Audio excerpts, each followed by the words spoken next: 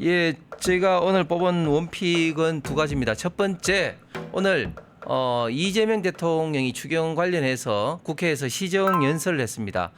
시정연설의 핵심적인 내용은 지금 이제 그 경기를 살리기 위해서 이런 어떤 시기를 놓쳐서는 안 된다, 그런 이야기를 하면서 특히 결과와 기회를 나누는 어떤 공정 성장 사회를 만들겠다.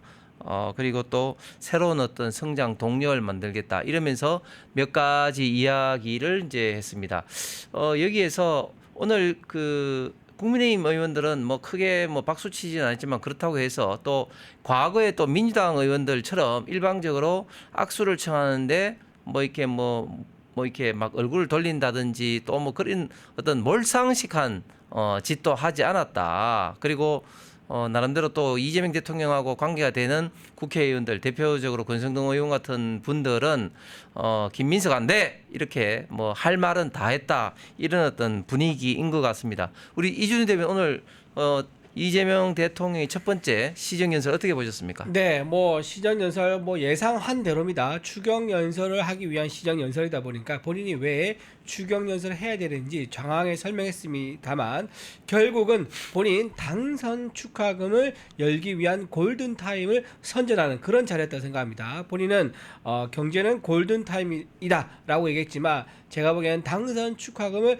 지금 안 주면 안 되는 골든타임이라는 것을 알리기 위해서 온 게 아니겠는가 생각이 듭니다. 지금 아직 30일도 안 됐습니다. 한 달도 안 된 사이에 이렇게 돈을 막 뿌리겠다, 이거는 이제 본인의 어떤 경기 부양 이런 것보다는요, 기재부와 함께 논의해서 정말 이게 경기 활성에 효과가 있느냐 섬세하게 따져보기도 전에 무작정 일단 뿌리고 보자, 15만 원부터 50만 원까지 무차별적으로 일단 살포해서 그 반응을 보고 추후에 2차, 3차 가보자, 이런 계획 속에서 이렇게 시급하게 1차 추경을 한 게 아니겠는가 생각이 들고요. 지금 이렇게 하는 가장 큰 걱정구 중 하나가 뭐냐면은, 본인은 경기 활성화의 명분으로 추경을 하지만, 저는 이게 시간 지나지 않습니까? 그럼 반드시 본인 지지율이 떨어질 때 또 추경을 할 것이고요.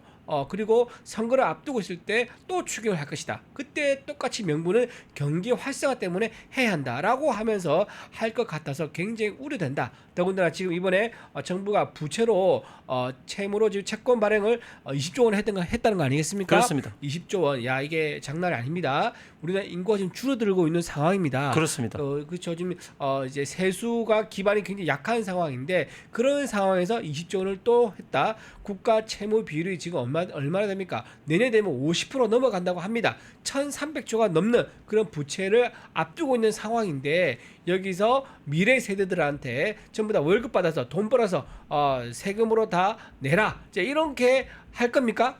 그렇게 할 수 없지 않습니까? 미래 세대들한테 짐을 덜어주는 선배가 되어야 되는데, 후 세대들한테 너무 많은 부담을 지어주고 있는 나는 몰라 하면서 정권 때, 내 임기 때 난 인기만 많으면 돼 라는 그런 예산 정책 편향가 돼서 굉장히 우려됩니다. 우리 이준희 대변인이 굉장히 좀 좋은 지적을 하셨는데요.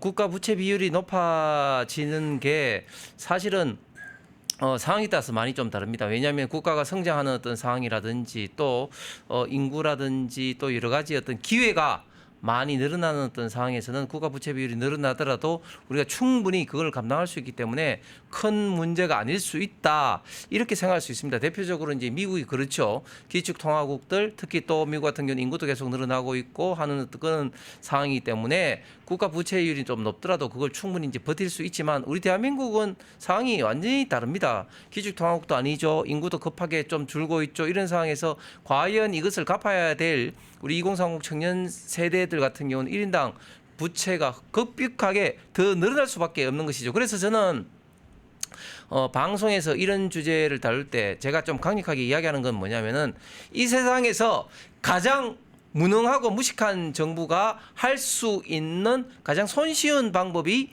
돈 푸는 것이다. 그런데 그 결과는 우리가 이미 아르헨티나나 베네수엘라를 통해서 충분히 알고 있지 않느냐, 그렇게 이제 이야기를 하면서, 또 제가 좀 강조하는 부분이 이런 겁니다. 소위 말해서 어떤 투자로 인한 어떤 투자 유발 개수라는 게 있지 않습니까? 네, 그렇죠. 그런데 민간 부분과 이제 공공 부분이 다른데 대체적으로 보면 이제 민간 부분이 훨씬 더 효과가 큽니다. 네. 특히 민간 부분 중에서도 기계 부분이라든지 로봇 분야라든지 소위 말해서 중간재가 많은 어떤 분야의 산업군일수록 훨씬 더 효과가 큽니다. 대표적으로 이제 자동차 분야가 해당되는 거겠죠. 자, 그런데 상대적으로 이제 정부 부분에 대해서는 투자 유발 개수가 떨어집니다. 그리고 그 국가 경제 전체적으로 보면 정부 부분은 결국은 이제 세금을 끌어들여야 되기 때문에 세금으로 인해서 소위 말 구축 효과 크라우딩 아웃 이펙트에 의해서 국가 전체적으로 보면 뭐 이게 얼마만큼 효과가 있는지 굉장히 좀 불투명하지만 그럼에도 불구하고 정부 부분 중에서도 나누어 본다면 R&D라든지 도로나 철도 인프라 부분은 그래도 상대적으로 조금 높은데 이렇게 정부가 일방적으로 돈을 나누어주는 이전 지출 분야는 정말 투자 유발 개수 효과가 없다. 즉 국가 경제 전체적으로 보면은 별 어떤 투자 성수 효과가 없다는 게 이미 그렇죠. 확실하게 입증이 된 것임에도 맞습니다. 불구하고 네네. 이런 식으로 하는 것은 정말 어떤 선심성, 특히 지금 정부 어떤 막 투자 이제 출범한 이런 것에 대한 어떤 어떻게 뭐 축하금이다 이렇게 우리가 비판을 할 수밖에 없는 상황인 것이죠. 그렇죠. 그리고 제가 딱 한 가지 더 이야기하면 우리 시청자 여러분들께서 이제 분명히 조금 아셔야 될 게 어떤 게 있냐면 이런 겁니다. 문재인 정부 2017년도에서 2021년 5년 사이에 평균 경제 성장률이 얼마냐 하면요. 2.15%입니다. 제가 기재부 자료를 가지고 제가 다 계산해 봤는데 근데 윤석열 정부 3년 동안의 평균 성장률이 얼마냐면 2.3%입니다. 0.15% 윤석열 정부가 높은데요. 그런데 이 전체적인 것도 중요하지만 이 분야 중에 나누어서 본다면 정부 분야가 이 경제 성장률에서 차지하는 비중이 문재인 정부 때는 37%입니다. 즉 많은 어떤 적자 재정을 통해서 정부로 인해서 이제 성장을 한 것이고, 근데 윤석열 대통령 때는 성장이 정부 부분 역할이 17%에 불과합니다. 그러니까 경제 성장의 질은 월등히 윤석열 정부가 효과가 훨씬 더 있었다. 훨씬 더 효과가 컸다. 이런 것들이 확실하게 이제 입증이 됐다. 이렇게 다시 한번 강조드립니다. 그렇죠. 그래서 정말 중요한 말씀하셨는데 그래서 재정 준칙이라는 게 굉장히 중요합니다. 해외 세계 선진국들은요 한 100여 개 선진국 아니네요. 선진국 포함해서 중진국까지 세계 100여 개 국가가 재정 준칙이라는 것을 만들어서 그것을 운영하고 있습니다. 나라 살림 운영할 때 기준이 없으면 안 되지 않습니까? 막 쓰게 됩니다. 모든 정권이 내가 가지고 있는 임기 이내에 국민들에게 인기 있게 쓰겠다. 아까 말씀하신 것처럼 가장 손쉬운 방법은 돈을 막 뿌리는 겁니다. 자, 그렇게 되면 어떻게 됐습니까? 전부 다 나라가 파산이 날 수 있겠죠. 그래서 만들어 놓은 게 재정 준칙이고 재정 준칙의 기본 원리는요. GDP 대비 국가 채무 비율을 3% 정도로 낮추는 거. 이게 재정 준칙의 기본 원리입니다. 그래서 독일은 이걸 헌법에 넣어놨습니다. 헌법 GDP 대비 연방정부 적자 비율을 0.35% 이렇게 인하를 하고 있고요. 스위스는요 지출 상한제를 도입해서 이것도 법률로서 재정 준칙을 딱 따르게 하고 있습니다. EU 국가들 대부분이 3% 내에서 재정 적자를 유지해라라고 얘기하고 있습니다. 그래서 기재부가 재정 준칙을 이번에 법제화하려고 꾸준히 노력해왔는데 이번에 이 계획을 거둬들인다, 포기한다는 것이 이번에 밝혀진 거예요. 자, 이런 상황에서 지금 이재명 정부가 들어오자마자 돈을 뿌리지 않습니까? 이게 어떤 신호냐면은 그 다음 2차, 3차 돈 풀기가 약간 계획되어 있다. 이렇게밖에 볼 수 없는 거예요. 그렇습니다. 선진국 같은 경우 예를 들면 이제 스위스 같은 경우는 2016년도가요. 그때 우리나라 똑같이 이제 정부에서 돈을 나눠주려고 국민 투표를 붙였는데 그렇죠. 그 스위스 국민들이 안 된다 맞아요. 이렇게 이제 네. 부결을 하기도 했습니다. 이게 사실은 뭐 사탕 하나 더 준 것에 불과하지만 그러나 이런 어떤 빚더미는 우리 후손들에게 엄청난 부담을 준다는 것을 스위스 국민들은 잘 알기 때문에 정부에서 이렇게 돈을 푼다고 국민투표를 붙였을 때 안 된다 이렇게 부결을 했습니다. 우리 대한민국 국민들도 현명하니만큼 이런 어떤 정책에 대해서 그리고 이런 어떤 포퓰리즘 정책을 피고 있는 이재명 정권에 대해서 우리가 아주 신랄하게 비판을 하고 평가를 해야 될 것 같습니다. 또 이재명 대통령이 시정 연설하는 어떤 중에 제가 아주 눈여겨 본 것이 우리 그 PD님 아까 전에 좀 다시 좀 띄워주시죠. 어떤 이야기를 했냐면 새성장 동력을 이제 육성하고 이게 아마 뭐 AI일 것 같습니다. 그 다음에 기회와 결과를 나누는 공정 성장의 문을 열겠다. 기회와 결과를 나누는 공정 성장 문의 어떤 기회를 어떤 그 공정 기회와 결과를 나누는 공정 성장 문을 열겠다. 이 이야기를 했는데 저는 이야기를 보면서 섬찟했어요. 왜냐하면 기회의 어떤 공정성은 충분히 이해갑니다. 네. 자, 그런데 결과까지도 공정성장이라는 이름으로 이야기를 하고 있다. 그러면 이것은 제가 볼 때는 상당히 어떻게 보면은 공정성장이라는 이름으로 뭐 세금이라든지 여러 가지 부과를 통해서 소위 말해서 좀 가진 자들에 대한 어떤 부담을 훨씬 더 많이 지우겠다 이런 어떤 의미 아니겠습니까? 그런데 지금 이번에 그 추경만 하더라도 자 보십시오. 이번에 113만인가요? 113만 명. 예, 그 5천만 원 이하의 7년 이상 기간 연체. 동안 했던 연체 부채를 갖고 있는 사람의 어떤 부채를 탕감을 하겠다고 이야기를 하고 있습니다. 자, 그러면 이게 과연 공정한 사회입니까? 이때까지 빚을 정말 어려운 환경에서도 정말 성실하게 갚았던 사람들은 그럼 뭐가 되는 겁니까? 그렇죠. 그런 사람들이 오히려 더 바보가 되는 그런 어떤 것이고 빚이 있더라도 배째라는 식으로 버틴 사람이 그러면 이때까지 잘했는 그런 어떤 결과가 과연 그러면 이게 공정한 사회입니까?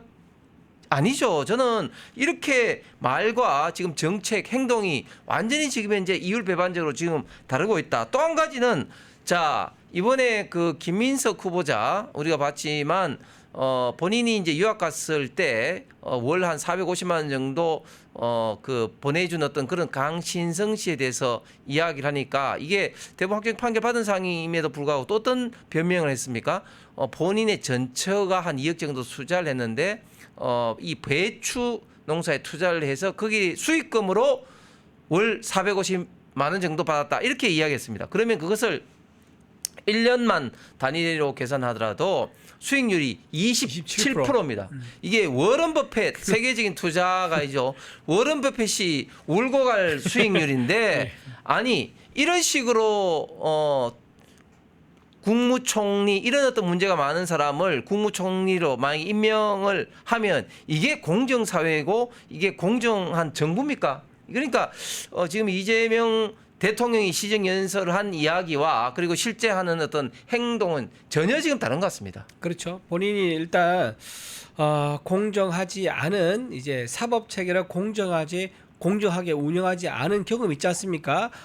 대한민국 헌법 11조는 모든 국민은 법 앞에 평등하다고 했는데 평등하지 않다는 것을 몸소 보여준 사람 누굽니까? 바로 이재명 대통령입니다. 그러다 보니까 아마 공정이란 저런 단어를 결과까지도 공정하게 내 마음대로 공정하게 나눌 수 있다라고 착각하는 것 굉장히 우리 진짜 현재에서 각자 각양각색의 어떤 분야에서 일을 하고 있는 사람들이 전부 다 꿈을 꾸면서 미래의 꿈을 꾸면서 일을 하고 있는데 그 꿈을 짓밟는 그 꿈의 강력한 동기는 뭡니까? 내가 열심히 해서 성공하면 그만큼 보상을 받을 수 있다는 그런 기대감과 그런 신뢰 때문에 각자 분야에서 일을 하고 있는 건데 그 신뢰를 무너뜨리는 것이다. 내가 열심히 일한 것을 옆에서 구경하고 전혀 열심히 일하지 않은 사람과 함께 나누는 세상을 만들어보자. 그런 첫 단추를 끼우는 멘트여서 저는 굉장히 우려된다라는 말씀을 드리고요. 또 하나 제가 좀 말씀드리고 싶어서 오늘 세수 결손 얘기를 이재명 대통령이 잠깐 했었습니다.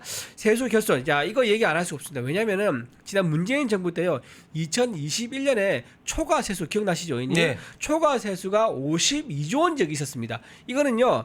국가 재정을 가지고 거의 도박 판처럼 운영했다라고 볼 수 있는 거예요.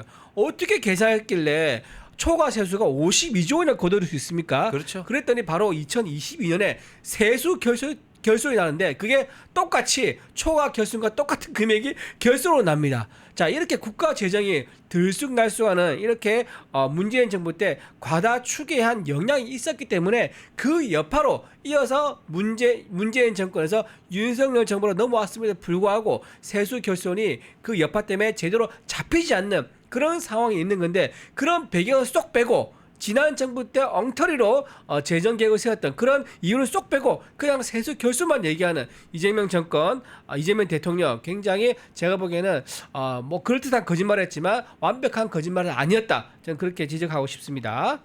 네. 예, 오늘 제가 원픽으로 뽑은 두 번째는 오늘 상당히 좀 의미 있는 판결이 대법원에서 이제 확정 판결이 됐는데요. 그 중에서 일단 첫 번째로 최순실 씨 관련돼서 최순실 씨가 유럽 등의 은닉 재산이 우리 PD님 좀 띄워주시죠. 은닉 재산이 유럽에 수조 원대가 있다 이렇게 이제 안민석이가 이제 발언한 거 우리 시청 여러분들 잘 기억하실 겁니다. 이 관련해서 일부 이제 명예훼손이 됐다 이렇게 대법원 확정 판결됐습니다. 1심에서는 이게 명예훼손이다 이렇게 해서 최순실 씨에 대한 손을 들어줬지만 또 항소심에서는 이게 명예훼손이 아니다 이렇게 무죄에 해서 나섰죠? 무죄로 또 안민석도 손을 들어줬습니다. 그런데 대법원에서는 이게 명예훼손이다. 그러나 전부는 아니고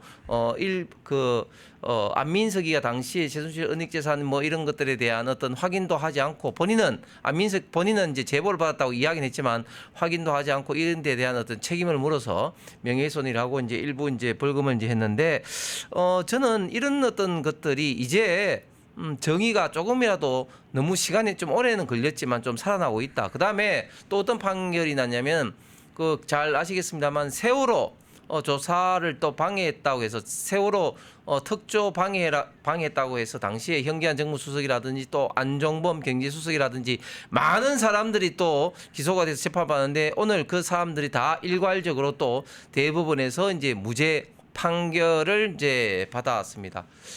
자, 이게 몇 년 걸렸습니까? 이게 2017년 적폐 수사로 인해서 이제 기소를 했으니까 무려 8년 걸렸습니다. 8년.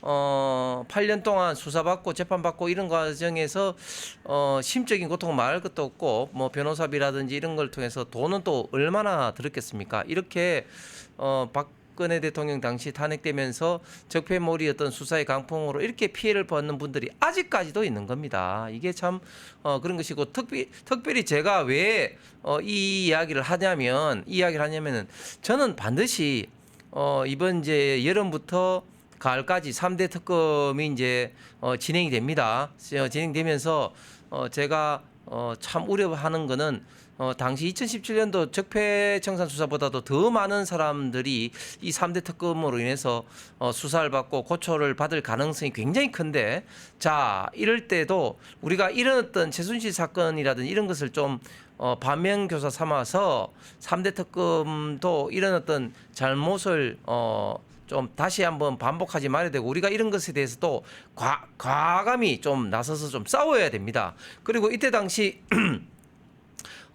많은 좀 언론에서도 막 보도한 이런 것들에 대해서도 사과 방송 내지는 정정 방송하고 막 이렇게 했는데 우리가 저도 이제 12.3 비상계엄 직후부터 탄핵 전국에 많은 방송을 했지만 계속 그런 이야기를 했습니다. 이게 이런 어떤 광풍이 지나가고 난 다음에 새롭게 이제 진실이 드러날 때까지는 좀 신중하게 보도를 해야 되는데 우리 언론들은 좀 일방적으로 보도하는 경향이 많죠. 그렇기 때문에 언론기관도 이런 어떤 보도에 있어서 앞으로 3대 특검 막 쏟아질 겁니다. 우리한테 나쁜 뉴스가 여기에 대해서 우리가 강력하게 또 저항을 해야 된다. 그렇지 않으면 지난번처럼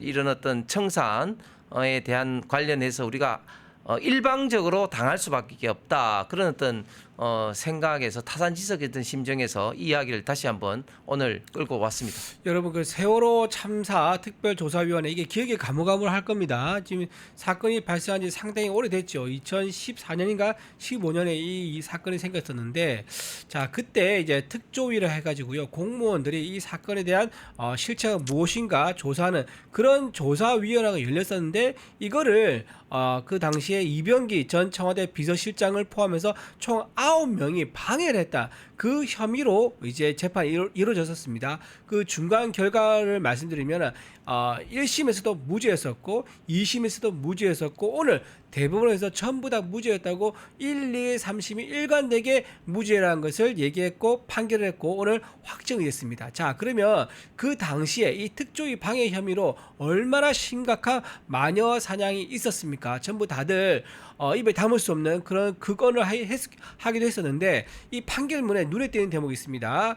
자 검사가 유력한 증거로 내세운 A씨의 진술이라고 있습니다. 그 A씨의 진술은 직접 경험하지 않은 부분이 많고 구체적으로 어느 부처에 있는 공무원 파견이 보류가 되었는지조차도 제대로 파악하기 어렵다라고 얘기합니다. 그러니까 직접 경험하지 않은 거고, 그리고 당신 말대로 어느 부처 공무원이 원래 파견될 예정이었는데 파견이 못됐다. 왜? 9명이 방해해서 파견이 못됐다라고 했는데 그 파견 대상이었던 공무원조차도 누군지 특정하지 못하는 이 진술에 의존해가지고 민주당의 마녀 사냥이 있었고 거기에 부역해서 몇몇 검사들이 기소를 했단 말이에요. 그게 이제 결론이 난 겁니다.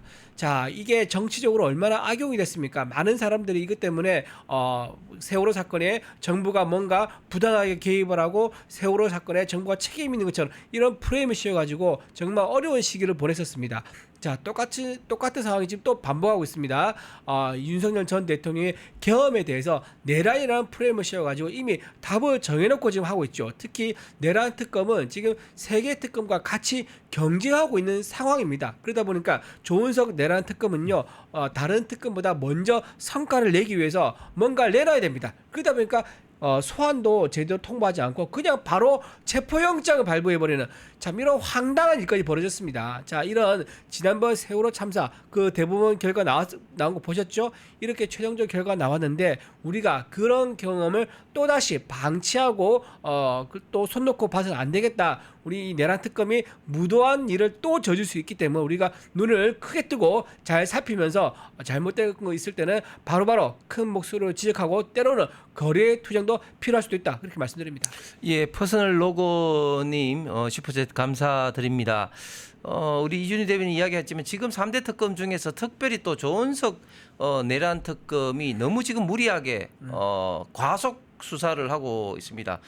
저는 뭐 충분히 조금 예견도 했고 우려를 했는데 조은석 특검 같은 경우는 윤석열 대통령보다 나이는 적지만 사시기수가 4기수 앞섭니다. 그래서 윤석열 전 대통령과 검찰총장 좀 경쟁하기도 하고 좀 사적으로도 그렇게 썩 관계가 좋지 않죠. 그런데 검찰 내에서 소문은 거의 뭐 사냥개다. 좌우를 돌아보지 않은 사냥개적 스타일로 수사를 한다는 그런 것들이 좀 정평이 나 있습니다. 아니나 다를까 지난주에 특검보와 그 검사들 그리고 수사진들이 구성되지도 않았음에도 불구하고 거의 자기 혼자 북치고 장구치면서 김용현 전 장관에 대해서 추가 기소를 하고 오늘 영장을 받아냈죠. 그다음에 윤석열 전 대통령에 대해서도 또 체포 영장을 청구했는데 다행히 어제 법원에서 체포영장을 기각하긴 했습니다만은 또 변호인들과 상의도 없이 일방적으로 출석 통보를 했습니다. 통상적으로 출석을 할 때는 대통령이 아니더라도 일반적으로도 이제 변호인들과 좀 사전에 좀 날짜라든지 이런 걸 좀 조율을 하는데 그래도 일국의 대통령까지 하셨던 분에 대해서 어떻게 변호인들과 이렇게 사전 어떤 날짜 조율도 없이 그냥 일방적으로 한 것이죠. 여기에 대해서 변호인들이 강하게 좀 항의도 하고 해서 시간을 1시간 늦췄고 또 비공개했는데도 그거는 못 받아주겠다 이렇게 강하게 지금 나가고 있습니다. 글자 그대로 제가 볼 때는 사실상 답 적는 수사가 아닌가, 답을 이미 정해놓고 특히 조은석 특검 같은 경우 수사를 하는 게 아닌가 상당히 이제 우려될 수밖에 없고 이런 과정에 과거 적폐청산 수사 못지않게 훨씬 더 많은 사람이 내란 특검을 비롯한 3대 특검에 고초를 당할 가능성이 굉장히 많다. 그런데 이럴수록 우리가 오늘 이야기했던 이런 어떤 결과, 대법원의 결과 우리가 참고 삼아서 우리가 더 좀 당당하게 그리고 희망을 가지고 대응해야겠다. 이런 어떤 말씀을 좀 드리겠습니다. 자, 지금 방금 들어온 소식 하나 좀 말씀드리겠는데요. 지금 조은석 내란 특검에서 윤석열 전 대통령에게 28일 토요일 9시에 나라 원래 통보를 했었죠. 근데 이제 윤석열 전 대통령 측에서 10시에 나가겠다고 네. 예고를 했고요. 예. 얘기를 했고 나중에 지하 주차장으로 들어가겠다라고 얘기했습니다. 그 거부했잖아요. 자, 거부했죠. 네. 거부했는데 지금 어떻게 지금 윤석열 전 대통령 측에서 입장을 밝히냐면 28일 지하 주차장으로 출석하겠다. 지하 주차장 문을 열어줄지 말지는 특검에서 결정해라. 라고 했다고 합니다. 입장을 지금 방금 냈다고 합니다. 자, 이게 저는 명분이 있다고 생각합니다. 왜냐면요, 지난번 이 처음 선례를 만든 게 누구냐면 바로 문재인 정부 때입니다. 조국 전 법무부 장관이 검찰 출석할 때 지하 주차장으로 들어갔었습니다. 비공개로 들어갔었죠. 자, 그런데 왜 윤석열 전 대통령은 법무부 장관보다 더 지위가 높은 상황인데도 불구하고 왜 공개적으로 가야 합니까? 제가 보기에는요, 김민석 국무총리에게 쏠리는 언론의 스포트라이트를 윤석열 전 대통령을 돌리기 위한 정치적 수가 아니겠는가 그렇게 생각하고요. 그 수를 읽은 조은석 특검이 내가 앞장서서 실현하겠다라고 해서 나선 게 아니겠는가, 저는 그렇게 생각할 수밖에 없다고 말씀드리고요. 또 하나, 형평성도 안 맞는 거예요. 문재인 전 대통령 어떻게 했습니까? 소환에 불응했습니다. 서면 답변에도 불응했습니다. 답을 안 해줬죠. 김정숙 여사도 마찬가지입니다.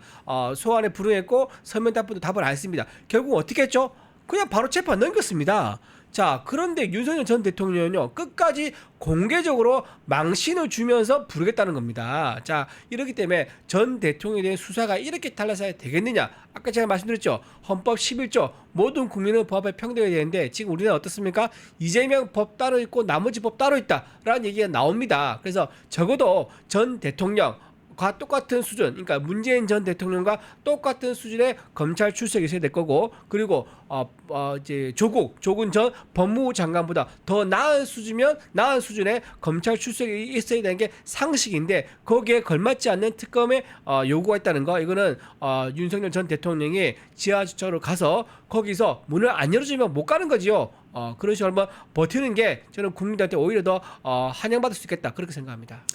예, 우리 강종철님이 국힘당에도 니들이 탄핵했잖아. 아주 뼈 깊은 말씀이시고요. 우리가 뭐 그런 데 대해서 이제 반성도 해야 되겠습니다만, 그러나 조금 더 좀 구체적으로 보시면 국힘 중에서도 누가 탄핵에 찬성했고 그렇게 반대했는지 좀 이런 것도 좀 자세히 좀 아시고, 특히 페니마이크 시청을 하시면 아시겠지만 저를 비롯해서 우리 이준우 대변인이라든지 강대기 변호사 정말 비상계엄 뭐 전에도 그랬습니다만은 비상계엄 직후부터 탄핵 정국에까지 지금까지 지금 뭐 일관되게 초지일관 이렇게 싸우고 있다, 이런 것도 좀 알아 주시기를 다시 한번 좀 부탁을 드리면서 이제 원픽을 마치고 드럼통 넘어가겠습니다.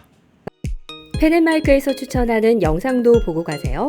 다른 영상도 즐기시려면 구독 버튼을 꼭 눌러주세요.